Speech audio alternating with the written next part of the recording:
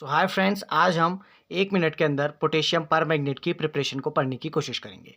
Potassium permanganate जिसका formula होता है KMnO4 और ये काम करता है एक ऑक्सीडाइजिंग रिएजेंट की तरह। उसके बाद अगर हम आगे को बात करें तो इसकी प्रिपरेशन के लिए आपको कुछ बेसिक चीज़ें पता होनी चाहिए। ये मैंने लिखा है MnO2 जो होता है पायरोलूसाइड ओर का फॉर्मूला। फिर मैंने लिखा है KMnO4 और जिसकी आयनिक फॉर्म में रिएक्शन लिखी है MnO4 2 नेगेटिव। ये होता है पोटेशियम मैग्नेट का फॉर्मूला और पोटेशियम मैग्नेट की आयनिक फॉर्म ये होती है।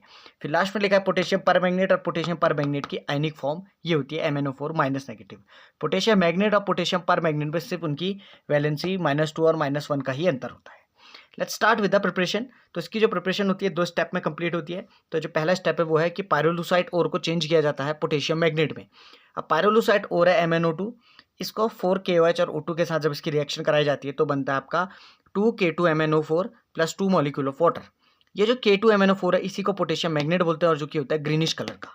अब यहाँ पे आप देख रहे होंगे अगर आप इसकी ऑक्सीडेशन स्टेट निकालेंगे तो जो MnO2 की ऑक्सीडेशन स्टेट होगी डेट इज +4 और जब आप K2MnO4 की ऑक्सीडेशन स्टेट निकालेंगे बेसिकली MnO4 की जो -2 वैलेंसी इसकी ऑक्सीडेशन स्टेट निकालेंगे तो वो होगी +6।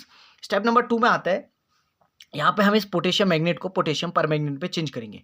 तो बहुत सिंपल प्रिपरेशन है, पायरोलूसाइड ओर से potassium magnet and then potassium magnet से पोटेशियम परमैंगनेट। अब जब आप देखेंगे इस पोटेशियम मैग्नेट को मैंने एसिडिक मीडियम में उसके आयन के साथ रिएक्ट कराया तो यहाँ पे आपका तैयार हो जाता है KMnO4 और एक और मैग्नीज ऑक्साइड बनता है, वाटर बनता है और पोटेशियम आयन बनते हैं। अब बेसिकली यहाँ पर एक बहुत इंपॉर्टेंट चीज़ है, मैंने यही रिएक्शन उसके आयनिक फॉर्म में भी लिखी है, मतलब मैंने यहाँ पे K को हटाया है और उसके आयंस को लिखे हुए हैं।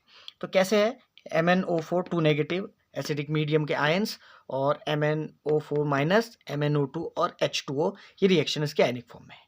अब बात करते हैं कि ये स्टेप इतना इंपॉर्टेंट क्यों है, क्योंकि जो हमारा बनना था KMnO4 वो तो यहाँ पे बन चुका है, यहाँ पे पोटेशियम परमैंगनेट बना है, यहाँ पे पोटेशियम परमैंगनेट के आयंस बने हुए हैं।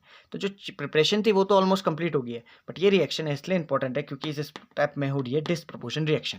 डिस्प्रपोर्शन रिएक्शन वो रिएक्शन होती है जहाँ पर आपका एक ही कंपाउंड का ऑक्सीडेशन भी होता है और एक ही कंपाउंड का रिडक्शन भी होता है। रिडॉक्स रिएक्शन में दोनों अलग अलग कंपाउंड का ऑक्सीडेशन और रिडक्शन होता था, यहाँ पर एक ही का ऑक्सीडेशन भी होगा और एक ही का रिडक्शन भी होगा।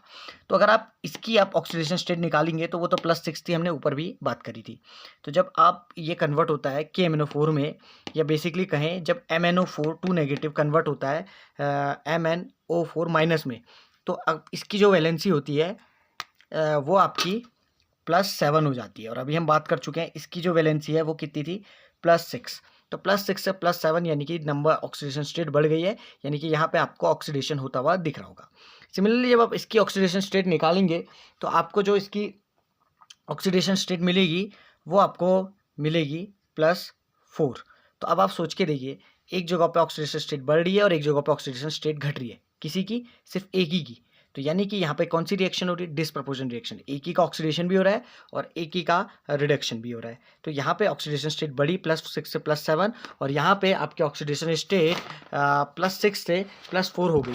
तो जब ऐसी रिएक्शन होती है तो इनको बोलते हैं डिस्प्रपोर्शन रिएक्शंस, जहाँ पे आपका एक ही सब्सटेंस का ऑक्सीडेशन और रिडक्शन होता है। और ये ओवरऑल प्रिपरेशन होगी आपकी KMnO4 की।